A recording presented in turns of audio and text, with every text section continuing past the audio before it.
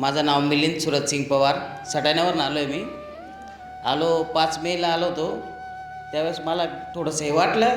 म्हटलं काय थोडंसं हे राहतं बा, काय खरं आहे का काय, काही असा विश्वास पडत नव्हता.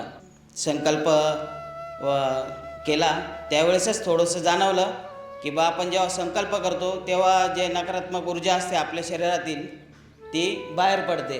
ज्या दिवशी आलो त्याच्या 2-3 दिवस आधी आणि कंटिन्यू 1.5 ते 2 क्वार्टर पिऊन जायचो मी. 500 रुपयाची दारू पिऊन जायचो आणि म्हणजे नशेतच राहायचो. काही निमित्त भेटलं, काही भांडण झालं थोडंसं, लगेच दारू प्यायला निघून जायचो. पण इथं आल्यानंतर महाराजांना भेटल्यानंतर लगेच फरक पडून गेला आणि त्या दिवसापासून परत विषयच नाही. मी असं विदेश स्टाफ मेंबरची पार्टी असली तरी जातो, त्यांच्याबरोबर जातो, त्यांना आणून देतो, पण एक थेंबी घ्यायची इच्छा होत नाही. दारू सोडून मला 4 महिने झाले, आता 4 ते 5 महिने झाले.